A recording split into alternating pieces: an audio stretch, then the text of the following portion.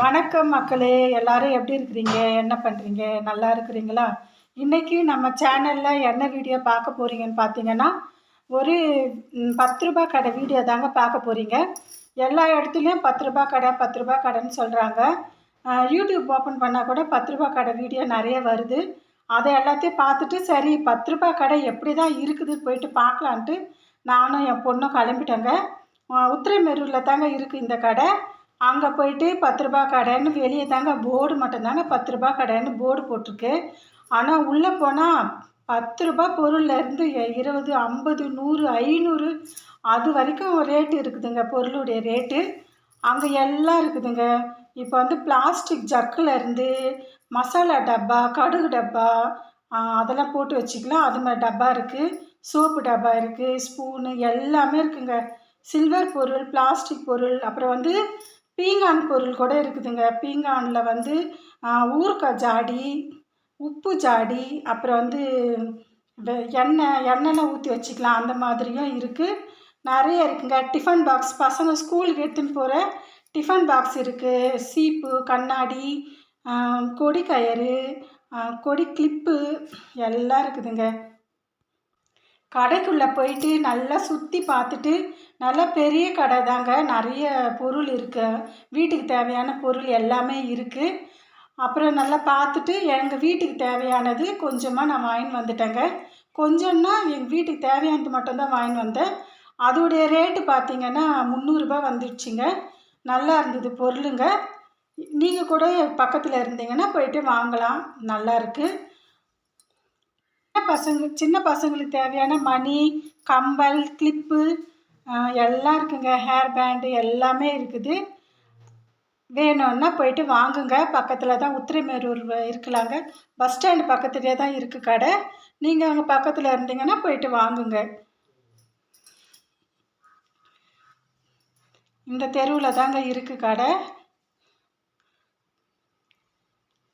சின்ன பசங்க விளையாடுற பந்துலாம் கூட இருக்குது.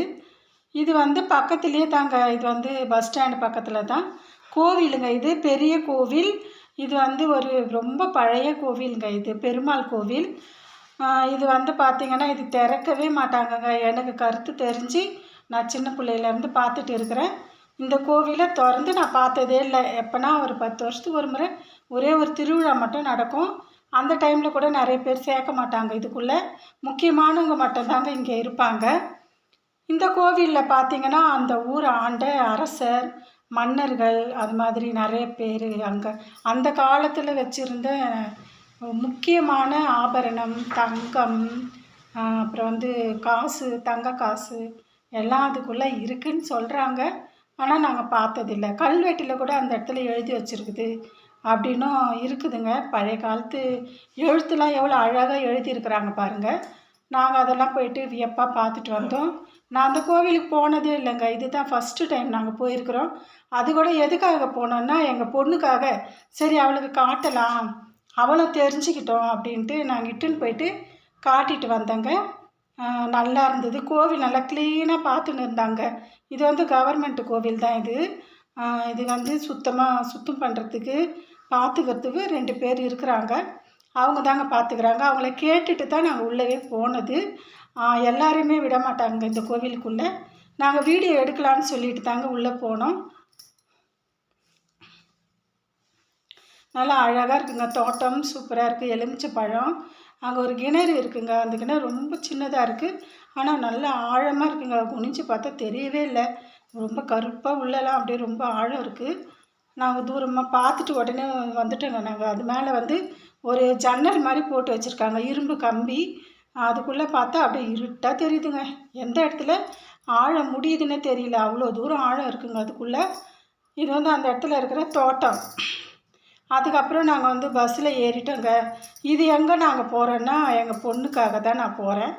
காலேஜில் சேர்க்கலான்ட்டு போகிறேன். இது வந்து திருப்புலிவனம் காலேஜுங்க. இது புதுசாக இப்போ தான் கட்டியிருக்காங்க.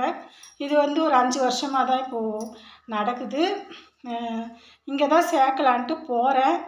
சீட்டு கிடைக்குமா என்னான்னு தெரியல, பார்க்கலாம். இப்போ வந்து ஜிலேபி மீன், கவலை மீன் வாங்கி வச்சுருந்ததுங்க வீட்டில். வந்து அதை குழம்பு வச்சுட்டு நல்லா புளிப்பு வச்சு காரம் புளிப்பு எல்லாம் வச்சு குழம்பு வச்சுட்டேங்க. அதுக்கப்புறமா ஜிலேபி மீன் உப்பு மஞ்சள்தூள் மிளகாய்த்தூள் போட்டு புளிக்க வச்சு ஊற வச்சுட்டு வறுத்துட்டேன். இப்போ நாங்கள் எல்லோரும் சாப்பிட போகிறோங்க. வாங்க நீங்களும் சாப்பிட்லாம். கவலை மீன் குழம்பு ஜிலேபி மீன் வறுவல் நல்லா சூப்பராக செஞ்சுருக்குறேங்க. உப்பு காரம்லாம் செம்மையாக இருக்குது. இந்த மீன் குழம்பு வந்து எந்த மீன் குழம்பாக இருந்தாலும் நாளைக்கு சாப்பிட்டா தாங்க இன்னும் நல்லாயிருக்கும். நைட்டு வச்சு நாளைக்கு மறுநாள் சாப்பிட்ற மீன் குழம்பு தாங்க டேஸ்ட் அதிகமாக இருக்கும். அதே மாதிரி தாங்க நானும் இப்போ நாளைக்கு கொஞ்சம் மீந்துடுச்சுன்னா நான் தான் சாப்பிட போகிறேன். மீன் குழம்பு மீன் வறுவல் வச்சு எல்லாருக்கும் கொடுக்குறேங்க. நல்ல மசாலாலாம் ஊறி இருந்ததுங்க வறுத்த மீனில். ஜிலேபி மீனில் ஒரே முள் தாங்க, கொஞ்சம் பெரிய பெரிய முள்ளாக இருக்குது. பார்த்து தாங்க அதை சாப்பிட்ணும். இந்த மீன் சூப்பராக இருந்ததுங்க. அவ்வளோதாங்க, வீடியோ முடிஞ்சுது.